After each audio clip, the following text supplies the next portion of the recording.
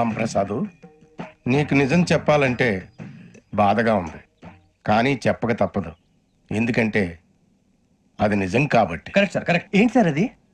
నీకు 40 ఏళ్ళు వచ్చే వరకు కష్టాలు తప్పవు. గురుజీ, అవి మామూలు కష్టాలు కావు, అష్ట కష్టాలనే చెప్పాలి.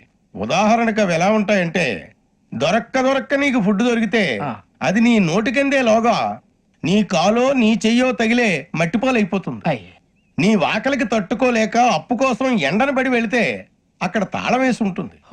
మరో కఠోరమైన నిజమేమిటంటే, నీ దరిద్రాన్ని చూసి భరించలేక నీ భార్య లేచి వెళ్ళిపోతుంది. ఒక్కతేనా ఎవరితోనన్నా? తప్పు. అతని దురదృష్టాన్ని చూసి ఎగతాళి చేయకు రమణ. Sorry sir. ఇదయ్యా రాంప్రసాద్, నువ్వు ఈ 40 ఏళ్ళు ఈ నరకాన్ని అనుభవించక తప్పదు. 40 ఏళ్ళ తర్వాత అలవాటైపోతుంది. ఇక నువ్వు వెళ్ళొచ్చు. ఏమో వెంకటేశ్వరరావు, కులాసైనా రమ్మన్నారట. నీకు శుభవార్త చెబుదామని పిలిపించాను. ఏంటి గురుజీ? నీకు శుక్రమహాదశ ప్రారంభం అవబోతుంది. అంటే శనిగా సెట్ అయిపోయినట్టేనా? ఆల్మోస్ట్ అయిపోయినట్టే. మీరంతా టోపీలు పెట్టుకునే ఉద్యోగాలు కూడా చేసుకుంటారు. ఇప్పటిదాకా మేమందరికీ టోపీలు పెట్టాం గానీ మాకు మేమే టోపీలు పెట్టుకుంటాం ఎప్పుడు అనుకోలేదు గురుజీ. అదే విధి. మరి ఇప్పుడు బిల్ల బంటోతు నుంచి బీట్ కానిస్టేబుల్ వరకు అందరికి నెత్తిమి టోపీలు ఉంటాయి. అందులో ఏ ఉద్యోగం? ఎస్ఐ గారు కూడా టోపీ పెట్టుకుంటారు కదా? ఏది మన చదివే చదువులకు ఎస్ఐ ఉద్యోగాలు ఇస్తారేంటి? గ్రహాలు శాసిస్తున్నప్పుడు చదువులతో పని లేదు. ఏబిసిడీలు చదివినా చాలు మీ జీవితాలు విచిత్రమైన మలుపులు తిరుగుతాయి. మీకు విపరీతమైన ఫాలోయింగ్ వచ్చేస్తుంది. మీరు చాలా ఫేమస్ అయిపోతారు. వింటానికి చాలా బాగుంది. ఇప్పుడు మమ్మల్ని ఏం చేయమంటారు గురూజీ? ఏమీ చెయ్యదు, వెయిట్ చేయండి. కాలం కలిసి వస్తే అదృష్టమే మిమ్మల్ని గేలం వేసి పట్టుకుంటుంది.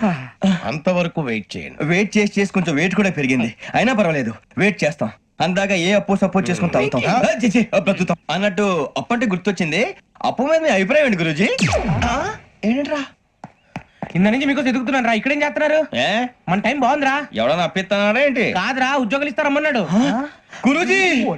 చూసారా, చౌదరిగా చెప్పింది నిజమే. మరి శుక్రమాదేశ్ మొదలైంది. ఇంతకీ ఎవరా మహానుభావుడు? నమస్కారం. నమస్తే. అయినరా నేను చెప్పింది?